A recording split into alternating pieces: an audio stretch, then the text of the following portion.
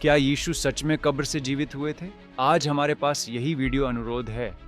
पिछली कुछ वीडियो में हमने इस बारे में बात की थी कि क्या यीशु सच में क्रूस पर मरे थे, और हमने बिना किसी शक के ये साबित किया था कि वे मरे थे। अब अगर यीशु मृतकों में से जीवित नहीं हुए तो इसका मतलब है कि ईसाई धर्म झूठा है। इसका मतलब है कि बाइबल पर भरोसा नहीं किया जा सकता। इसका मतलब है कि आप अब भी अपने पापों में हैं, क्योंकि तब यीशु आपके पापों को क्षमा नहीं कर सकते थे, क्योंकि तब वे सिर्फ एक इंसान होते अगर उन्होंने स्वयं मृत्यु पर विजय नहीं पाई। लेकिन अगर यह सच है तो यह सब कुछ बदल देता है। हम जो कुछ भी इस दुनिया के बारे में जानते हैं, इतिहास, परमेश्वर के बारे में, और यह भी कि आप मरने के बाद कहां जाएंगे, सब कुछ बदल जाता है। क्योंकि अगर यह सच है तो इसका मतलब है कि यीशु ही परमेश्वर हैं, और इसका मतलब है कि पूरा वचन परमेश्वर का जो उसने हमें प्रकट किया, बाइबल, सच है। इसका मतलब है कि जब आप मरेंगे तो आप या तो अनंत जीवन या अनंत मृत्यु में जाएंगे। पहली कुरिन्थियों 15 वाक्य 14 कहता है कि यदि मसीह मरे हुओं में से जीवित नहीं हुए तो हमारा प्रचार व्यर्थ है और तुम्हारा विश्वास भी व्यर्थ है। और वाक्य 17 कहता है यदि मसीह जीवित नहीं हुए तो तुम अब भी अपने पापों में हो।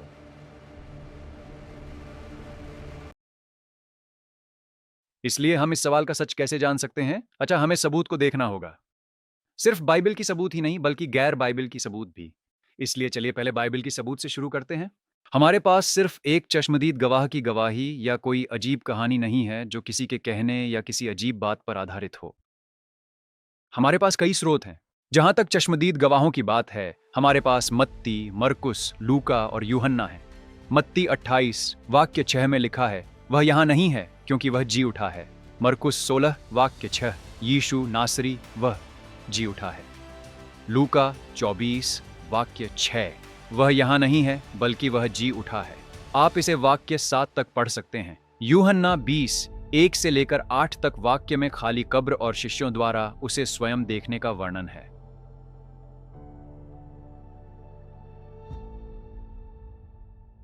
कब्र खाली थी, यीशु निःसंदेह जी उठे हैं। यह केवल यीशु के सबसे करीबी लोग ही नहीं थे जिन्होंने इसलिए कहा और जिन्होंने इसे स्वयं देखा। ये उसके शत्रु भी थे। हम उस पर भी आएंगे बहुत जल्द। लेकिन मैं आपके साथ कुछ प्रचार करना चाहता हूं, क्योंकि मैं इजराइल गया था और मैं वहां गया जहां परंपरा के अनुसार कब्र है और वह आज भी खाली है। देखिए, जहां उन्हें क्रूस पर चढ़ाया गया वहां एक बगीचा था, और उस बगीचे में एक नई कब्र थी जिसमें कभी किसी को नहीं रखा गया था।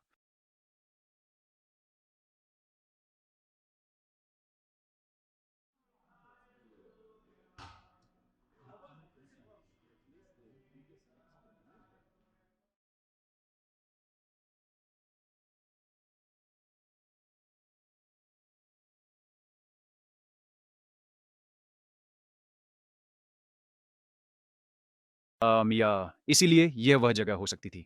उनमें एक और जगह चर्च ऑफ द होली सेपुल्कर है जो गार्डन टॉम्ब पर बना है। इसीलिए उनमें ये दो अलग परंपराएं हैं। मुझे गार्डन टॉम्ब जाना था क्योंकि वह बाहर बगीचे में है।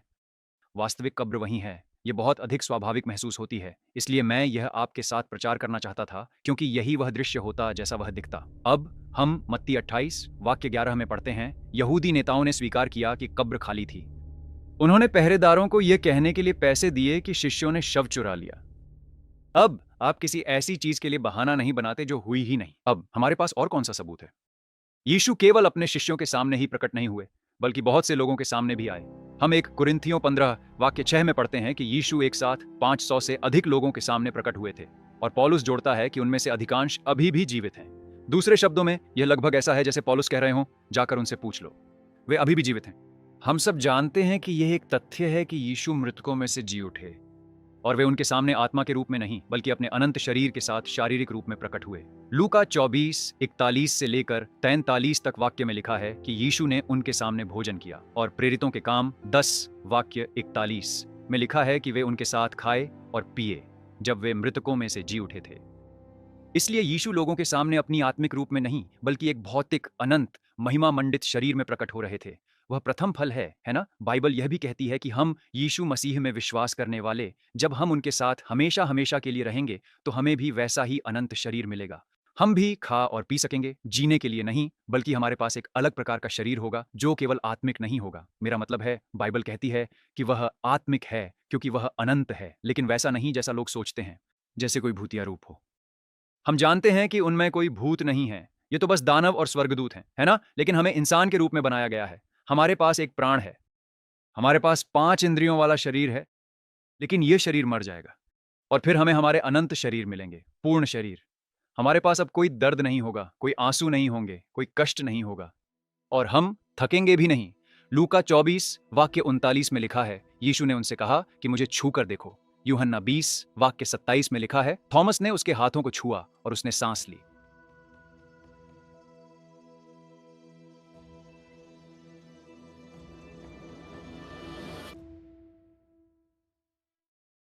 समझे? उन्होंने उसे देखा, उन्होंने उसे छुआ, उन्होंने उसके साथ खाना खाया, उन्होंने उससे बात की। सिर्फ और सिर्फ एक दिन या एक पल के लिए नहीं। बहुत से लोग इसे भूल जाते हैं।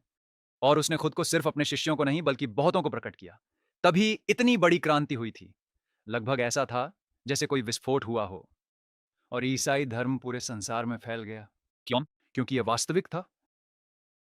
उसने केवल 1 दिन, 2 दिन या 5 दिन के लिए ही अपने आप को प्रकट करके लोगों से बात नहीं की, बल्कि 40 दिनों तक ऐसा किया। लूका 24 वाक्य 15 कहता है कि यीशु उनके साथ चले और उनसे बात की। प्रेरितों के काम 1 वाक्य 3 कहता है कि यीशु ने 40 दिनों तक उनसे परमेश्वर के राज्य के बारे में बात की। अद्भुत! आप जानते हैं, ऐसा नहीं लिखा कि यीशु ने उन्हें सब कुछ समझाया। उसने बस 40 दिनों तक उन्हें परमेश्वर के राज्य के बारे में समझाया। पुराने नियम में परमेश्वर ने धीरे-धीरे खुद को हमारे सामने प्रकट किया और पुरानी वाचा दी। उसने समय के साथ बताया कि मसीह कौन है, वह क्या करने आएगा और कब आएगा। वह आया और बेतलेहेम में जन्मा। वह हमारे बीच, मनुष्यों के बीच रहा। 30 वर्षों के बाद उसने अपनी सेवकाई शुरू की। 3 साल तक उसने उन्हें सिखाया। फिर वह मरा और जी उठा। उसके बाद 40 दिनों तक उसने लोगों को परमेश्वर के राज्य के बारे में बताया। उनमें हम भी बहुत कुछ नहीं जानते। बाइबल कहती है कि अगर प्रभु यीशु द्वारा की गई हर एक बात लिख दी जाती, तो यह दुनिया उन सभी किताबों को अपने भीतर नहीं समा पाती जो लिखी जाती। लेकिन उसने उन्हें परमेश्वर के राज्य के बारे में समझाया। बहुत से लोग यह भूल जाते हैं कि यीशु वचन है, हाँ, और उनमें से कुछ निश्चित रूप से वह सत्य उन्होंने हमें पवित्र शास्त्र में प्रकट किया। पुराना नियम, नया नियम केवल एक धार्मिक पुस्तक नहीं है। परमेश्वर हमें धर्म देने नहीं आए थे। धर्म तो मनुष्य द्वारा बनाया गया है। वे हमें सत्य देने आए थे। बहुत से लोग यह भूल जाते हैं कि बाइबल एक ऐतिहासिक पुस्तक भी है। हम बाइबल के बाहर के सबूत को देखेंगे, लेकिन मुझे यह बहुत स्पष्ट रूप से कहने दीजिए, बाइबल कोई मनगढ़ंत धार्मिक पुस्तक नहीं है। यह एक ऐतिहासिक पुस्तक है। बाइबल क्या है? यह कई महत्वपूर्ण पुस्तकों और प्राचीन लेखनों का एक विशाल संग्रह है, जिसे 11,500 वर्षों के लंबे अंतराल में लगभग 40 विभिन्न प्राचीन लेखकों ने 3 अलग-अलग महाद्वीपों पर अलग-अलग भाषाओं में मिलकर लिखा था। फिर भी यह पूरी तरह से एक एकीकृत कहानी को बयां करती है। यह राजाओं, गवर्नरों, नगरी, तिथियों, युद्धों, साम्राज्यों, फांसी जैसी विशिष्ट चीजों का उल्लेख करता है और इन सभी विवरणों की ऐतिहासिक रूप से जांच की जा सकती है। यह सब सचमुच हुआ था। आप सोचेंगे कि अगर 40 अलग-अलग लोग इस परमेश्वर के बारे में और यह कैसे समय के साथ मानव जाति पर स्वयं को प्रकट करता है, लिख रहे हैं, तो उसमें कुछ विरोधाभास होंगे, खासकर क्योंकि इसे चरवाहों, राजाओं, भविष्यवक्ताओं और अलग-अलग प्रकार के लोगों ने लिखा है। फिर भी यह वही एक कहानी है। अब इसकी तुलना सभी अन्य धार्मिक पुस्तकों से करें, क्योंकि परमेश्वर केवल हमें मनुष्य द्वारा बनाई गई कोई धर्म व्यवस्था देने नहीं आए थे। वह हमें सत्य देने आए थे। उदाहरण के लिए इस्लाम कुरान पर आधारित है, जो यीशु के समय के 600 साल बाद लिखी गई थी। और इस्लामी स्रोतों के अनुसार केवल मोहम्मद ने दावा किया कि उन्हें फरिश्ता जिब्रील, जो कि गैब्रियल हैं, से प्रकाशित वाक्य प्राप्त हुआ। आदि लगभग 610 ईस्वी में। कुरान कई प्रत्यक्षदर्शियों द्वारा नहीं लिखी गई थी। यह केवल एक व्यक्ति और उसके इस आत्मिक प्राणी से प्राप्त कथित प्रकाशित वाक्य पर निर्भर करती है। क्या आप जानते हैं? प्रारंभिक इस्लामी विवरणों में दर्ज है कि वह इस आत्मिक प्राणी से डर गए थे, सोचते हुए कि यह कोई जिन्न यानी दानव हो सकता है। यानी जब तक उनकी पत्नी और शायद उनके चचेरे भाई ने उन्हें यह विश्वास नहीं दिलाया कि यह प्राणी जिब्रील है, अंग्रेजी में जिसे स्वर्गदूत गैब्रियल कहते हैं। लेकिन इस प्राणी ने उन्हें जोर से जमीन पर गिरा दिया। उसने उन्हें दबाव में रखा, उन्हें डराया, और वह जैसे किसी सम्मोहन की स्थिति में थे और ऊंट के घुरघुराने जैसी आवाजें निकालते थे। बाइबल में किसी अच्छे स्वर्गदूत ने कभी भी इंसानों के सामने इस तरह प्रकट नहीं हुआ। सबसे पहले उनमें से कई हमेशा यही कहते थे, डरिए मत। और वे उन्हें प्रेम और शांति के साथ, परमेश्वर की सच्चाई के साथ पेश आते थे और वे हमेशा बहुत स्पष्ट रूप से बताते थे कि वे कौन हैं और उन्हें क्यों भेजा गया है। मोहम्मद, उन्होंने सोचा कि वह एक दानव था। वह पहले अपनी जान बचाने के लिए भागे, और कई बार इन अनुभवों के दौरान वह खुद को मार डालना चाहते थे। बाइबल में हम कभी भी इस तरह की घटना होते नहीं देखते। जब कोई स्वर्गदूत या दूत किसी इंसान या नबी के सामने प्रकट होता है और फिर वह नबी खुद को मार डालना चाहता है, लेकिन हम यह शैतान के मामले में जरूर देखते हैं। अब आप में से अधिकांश लोग अब तक यह जानते ही होंगे, क्योंकि यह एक अच्छा ज्ञात तथ्य है, खासकर जब से मृत सागर की हस्तलिपियां मिले हैं, जिन्हें मैं खुद देखने और देखने गया था। और वे लेखन, इज़राइल के लोग जो हिब्रू बोलते हैं, वे आज भी उसे लगभग 80 से 90% तक समझ सकते हैं, और ये आज हमारे पास जो बाइबल की किताबें हैं, उनसे अब भी वही है। लेकिन वास्तव में कुरान के और भी अलग-अलग संस्करण थे। लेकिन लगभग 650 ईस्वी में खलीफा, मेरा ख्याल है उसका नाम उथमान था, या शायद आप इसे उथमान बोलते हैं, मुझे ठीक से नहीं पता। लेकिन उसने एक को चुना, और सुनिए ये चौंकाने वाला है, उसने बाकी सबको नष्ट कर दिया। इसलिए आप तुलना नहीं कर सकते थे कि ये सच है या नहीं। और फिर भी आज हमारे पास वास्तव में 1000 पुराने नियम की पांडुलिपियां हैं, जिनमें यीशु के समय से पहले की प्रतियां भी शामिल हैं, और 24,000 से अधिक नए नियम की पांडुलिपियां हैं। अब मैं इस बारे में लगातार बात कर सकता हूं। मैं इस पर इसलिए बात करना चाहता था क्योंकि उनमें बहुत से लोग हैं जो बाइबल को गलत साबित करना चाहते हैं। लेकिन जब बात हिंदू धर्म, बौद्ध धर्म या इस्लाम की आती है, तो वे अपनी ही धर्म की जांच उसी तरह नहीं करते। वे वही परीक्षण इस्तेमाल नहीं करते। अगर आप सटीक होना चाहते हैं, तो आपको सटीक होना ही पड़ेगा। अगर आप सच्चे होना चाहते हैं, अगर आप सच में सच जानना चाहते हैं, तो आपको सभी की जाँच करनी होगी और वही परीक्षण इस्तेमाल करने होंगे, ताकि देखा जा सके कि कौन-सा सबसे सच्चा है, कौन-सा सबसे विश्वसनीय है, उस सबूत के अनुसार जिस पर हम भरोसा कर सकते हैं। अब आइए बाइबल के बाहर के स्रोतों पर नज़र डालते हैं। ये भी हमें दिखाते हैं कि यीशु सच में मृतकों में से जी उठे थे। जोसेफस, जो पहली सदी के यहूदी इतिहासकार थे, उन्होंने लिखा है कि यीशु के अनुयायी मानते थे कि उनकी मृत्यु के बाद वे जीवित होकर उनके सामने प्रकट हुए। इसीलिए फिर से सिर्फ वही लोग इसे लिख नहीं रहे थे। वे सच में इस पर विश्वास करते थे। याद रखिए, यीशु के अनुयायी कितने थे? हजारों, हजारों और हजारों। बहुत से लोग सोचते हैं कि जब हम शिष्यों की बात करते हैं, तो वे केवल 12 ही थे। याद रखिए, बाइबल में उन 70 लोगों का जिक्र है जो उनके पीछे चले और सुसमाचार का प्रचार करते थे। कई बार बताया गया है कि उन्होंने अलग-अलग लोगों को सुसमाचार सुनाया और कई उनके अनुयायी बने। प्रारंभिक कलीसिया को मसीही नहीं, बल्कि मार्ग पर चलने वाले कहा जाता था। यीशु ही मार्ग, सत्य और जीवन हैं। लोगों की सोच से कहीं ज्यादा लोग थे। याद रखिए, बहुत से लोग कहते हैं कि यहूदी यीशु का अनुसरण नहीं करते थे। असल में उनमें से बहुतों ने किया था। यह एक बड़ा विभाजन था। उनमें से कई ने उनका अनुसरण किया और कई ने नहीं किया। पौलुस के समय में जब लोग उसके पास आए और उसने उन्हें पवित्र शास्त्र, पुराने नियम से सिखाया कि यीशु ही मसीह हैं, तो कुछ ने विश्वास किया और कुछ ने नहीं। अब आगे बढ़ते हैं।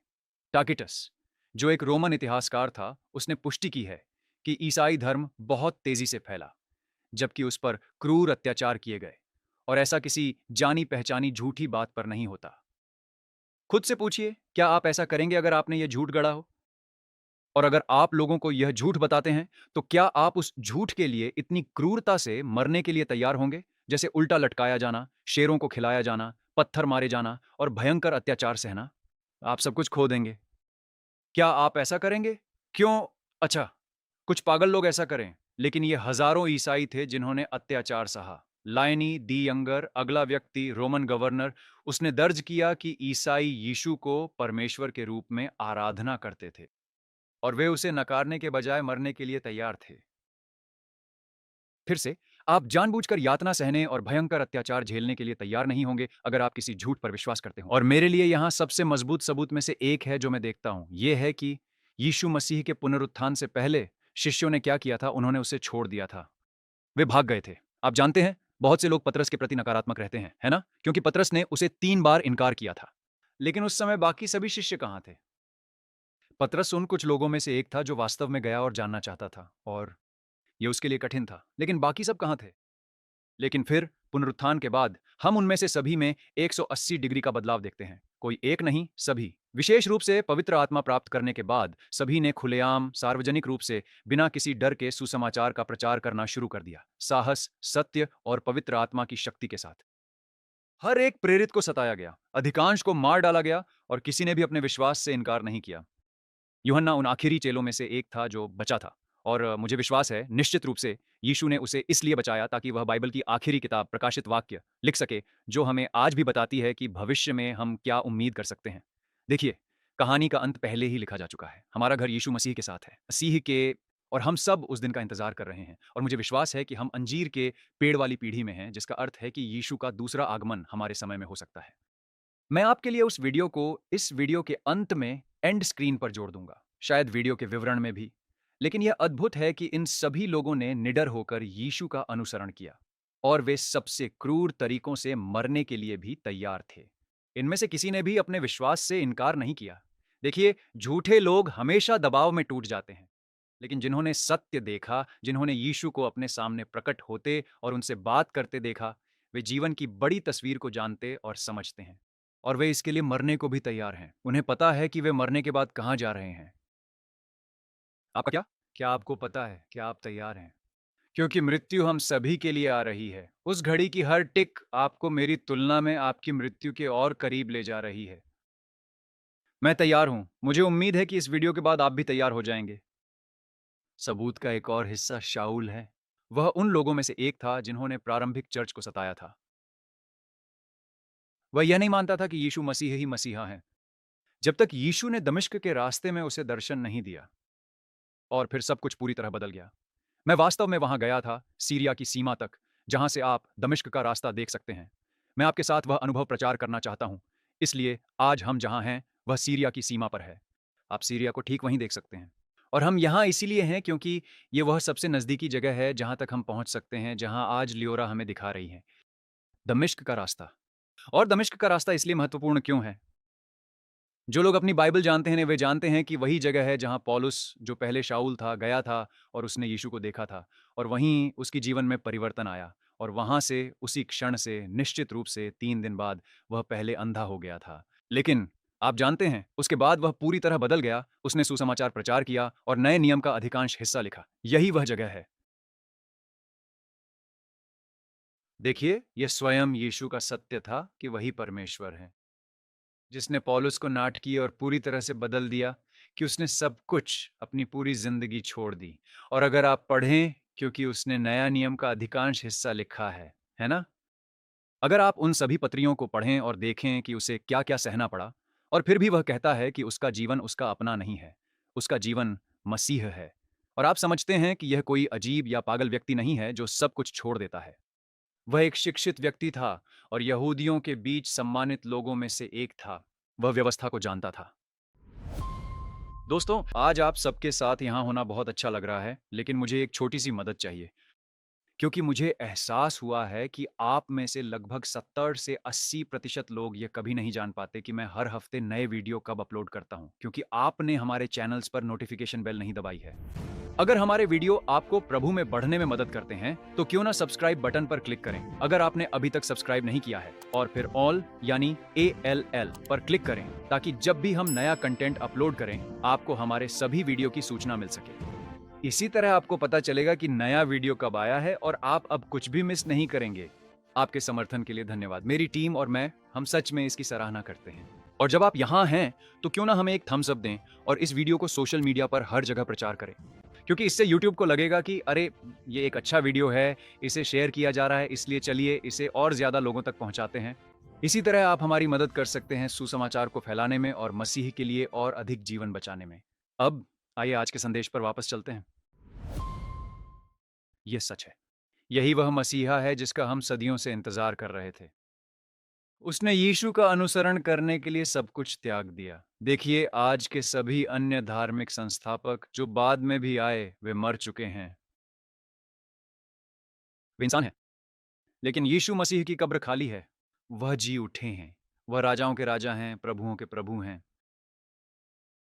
यीशु मसीह सिर्फ हमें कोई धर्म देने नहीं आए थे, वह हमें सत्य देने आए थे। अब जब आप जानते हैं कि यीशु सचमुच मरे हुओं में से जी उठे, तो इसका मतलब है कि उन्होंने जो कुछ भी कहा, जो कुछ भी हमें बताया, और बाइबल में जो कुछ भी है, वह सब सत्य है। यूहन्ना 14 वाक्य 6 में लिखा है, यीशु ने उससे कहा, मैं ही मार्ग हूं, सत्य हूं और जीवन हूं। देखिए, यह एक व्यक्ति है। ये तीनों बातें एक व्यक्ति में हैं। यीशु ही सत्य, मार्ग और जीवन है। यूहन्ना की पुस्तक इसलिए बहुत सुंदरता से शुरू होती है। इसमें लिखा है, आदि में वचन था, वचन ही सत्य है ना? और वचन परमेश्वर के साथ था और वचन ही परमेश्वर था। लेकिन वचन शरीर बन गया और वह हमारी दुनिया में आया और वह कहता है, कोई भी पिता के पास नहीं जा सकता सिवाय मेरे द्वारा। यहाँ वह क्या कहना चाहता है? इसका मतलब है कि जब हर दूसरा धर्म यह सिखाता है कि आप खुद को उद्धार पा सकते हैं, तो यीशु आकर कहते हैं, नहीं। हर एक इंसान पहले से ही पाप का दोषी है। हमारी न्याय व्यवस्था आज इसके अनुसार काम करती है। यदि आप हत्या, बलात्कार या चोरी जैसे अपराध करते हैं और न्यायाधीश के सामने खड़े होते हैं, तो वह कहेगा, मुझे आपके अच्छे कामों से कोई मतलब नहीं है। फिर भी आपने ये सब किया है ना? मुझे सजा देनी ही होगी। इसलिए परमेश्वर सर्वशक्तिमान हैं, जिन्होंने हमारे संसार और पूरी आकाश गंगा को बनाया। वे ही सर्वोपरि हैं। उनकी कही बात ही अंतिम है। जब लोग सही गलत की बात करते हैं, तो एक का सही दूसरे के लिए गलत हो सकता है। गाजा के लोगों और इस्लामिक आतंकवादियों के लिए वही सही है। दूसरों को मारना उनके लिए अच्छा है और स्वर्ग में उनके लिए 70 कुंवारी लड़कियां इंतजार कर रही हैं। इसलिए किसी एक व्यक्ति का सही और दूसरे का गलत सिर्फ उनके विश्वासों पर निर्भर करता है। लेकिन कोई ना कोई सर्वोच्च अधिकार होना चाहिए जो सारी सच्चाई लाए, जिसे हमें मानना चाहिए। वह है परमेश्वर। और जब आप पूरी बाइबल पढ़ते हैं, पुराना नियम, नया नियम, पहली भविष्यवाणी उत्पत्ति 3 वाक्य 15 में शुरू होती है, स्त्री की संतान के बारे में, जो आएगी और सांप का सिर कुचल देगी। यह शैतान के कार्य का अंत कर देगी। उस समय से जब शैतान ने आदम और हव्वा के माध्यम से संसार में पाप लाया, मानव जाति पहले ही दोषी हो चुकी थी। हम इस संसार में हैं, हम में से हर एक, यहां तक कि हमारे सबसे अच्छे कर्म भी परमेश्वर के सामने, जो पवित्र और सिद्ध है, गंदे चिथड़ों के समान है, बिल्कुल सफेद। यहां तक कि एक छोटा सा कण भी, अंधकार तो अंधकार ही है और वह अच्छा होने के कारण हमसे संबंध नहीं रख सकता। इसीलिए हम खुद को उद्धार पा नहीं सकते। इसीलिए प्रभु यीशु हमारे पापों के लिए क्रूस पर मरने आए। तो इस पूरी दुनिया का न्यायाधीश कहता है, पीटर, जॉन, सुसान, स्टीव, तुमने ये सब काम किए हैं, लेकिन मैं अपने एकलौते पुत्र को तुम्हारे पापों की सजा भुगतने के लिए भेजता हूं, तुम्हारी जगह क्रूस पर बेरहमी से मरने के लिए। वह केवल इंसानों के हाथों से जो उसे कोड़े मारेंगे, उनके कारण ही नहीं दुख सहेगा। यहां तक कि जब वे पीछे खींचते हैं, शरीर को नोचते हैं, उस पर थूकते हैं, लेकिन मेरा क्रोध उस पर होगा।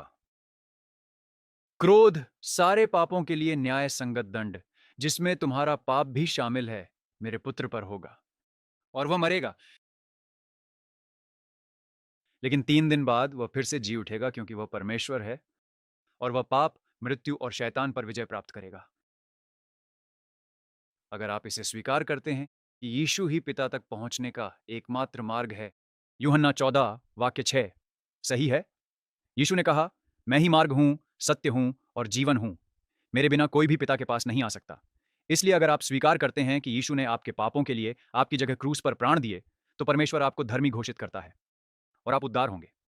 सिर्फ इतना ही नहीं, वह आपको बदल देगा और आपको एक नई सृष्टि बना देगा, इसलिए कि अब आप पाप करना नहीं चाहेंगे। पाप आपको घिनौना लगने लगेगा और आप उससे घृणा करेंगे। आप चाहेंगे कि आप अपनी पूरी शक्ति से परमेश्वर की महिमा करें और उसकी सेवा करें। देखिए, यीशु ही सत्य है। वह केवल सत्य बोलने के लिए नहीं आए थे। वह स्वयं सत्य हैं, हर उस चीज का सार जो है। ये तो उसी में है कि हम जीते हैं, सांस लेते हैं और हमारा अस्तित्व है, क्योंकि वही हमें संभाले हुए है। लोग ऐसा भूल जाते हैं कि यीशु सिर्फ कोई इंसान नहीं थे जो 2000 साल पहले जीवित थे। वह सृष्टि की रचना से पहले से ही सदा से वहां था।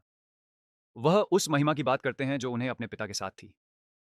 अगर हम उत्पत्ति की आदि से भी शुरू करें, तो वहां वचन एलोहीम है। परमेश्वर ने आकाश और पृथ्वी की सृष्टि की। एलोहीम, यह एक वचन होता है, पर यह बहुवचन है। एलोहीम का अर्थ है परमेश्वर के। मनुष्य के बारे में वह कहता है, आओ हम मनुष्य को अपने स्वरूप में बनाएं। यीशु वहां थे। क्यों उन्होंने संसार को बनाया? बहुत से लोग सोचते हैं, ओह, यह हमारे इंसानों की वजह से है। आप जानते हैं, लोग बहुत स्वार्थी हैं। वह पाप पूर्ण स्वभाव, यह हमारी वजह से नहीं है। बाइबल कहती है कि दुनिया यीशु के लिए बनाई गई थी, उन्हीं के द्वारा, उन्हीं के लिए, उन्हीं के माध्यम से। इसलिए यीशु, जब वे यहाँ 2000 साल पहले थे, 100% मनुष्य थे, हाँ, लेकिन साथ ही 100% परमेश्वर भी थे। उन्होंने केवल सत्य ही नहीं बोला, वह स्वयं सत्य हैं। और जो कुछ भी उन्होंने कहा, जीवन के बारे में, स्वर्ग के बारे में, नरक के बारे में, वह सत्य है। इसलिए असली सवाल यह नहीं होना चाहिए कि क्या यीशु सचमुच मरे हुओं में से जी उठे थे, क्योंकि वे सचमुच जी उठे थे। असली सवाल जो आपको खुद से पूछना चाहिए, वह यह है कि जब मैं मरूंगा तो मैं कहाँ जाऊंगा? क्या यह दुनिया सिर्फ मेरे लिए है कि मैं यहाँ रहूं, आनंद लूं और फिर मर जाऊं और बस इतना ही? अपनी आंखें खोलो। उनमें हर चीज के पीछे एक डिजाइनर है। परमेश्वर असली है और उन्होंने हजारों वर्षों तक मानव जाति पर स्वयं को प्रकट किया है। सबसे अधिक सबूत जो हमारे पास है वह बाइबल में है। एक बार देखो और इसकी तुलना सभी अन्य विश्व धर्मों से करो। ये कैसे शुरू हुआ, इसके संस्थापक कौन थे? अगर आप इस्लाम को मानते हैं तो यीशु के जीवन की तुलना मोहम्मद से करें, फिर बाइबल की तुलना कुरान से करें। अगर आप समझना चाहते हैं कि उद्धार कैसे हुआ जाए तो कृपया यह वीडियो देखें। और अगर आप जानना चाहते हैं कि यीशु पुराने नियम में कहाँ थे जो आपने पहले नहीं सुना, तो यह वीडियो देखें।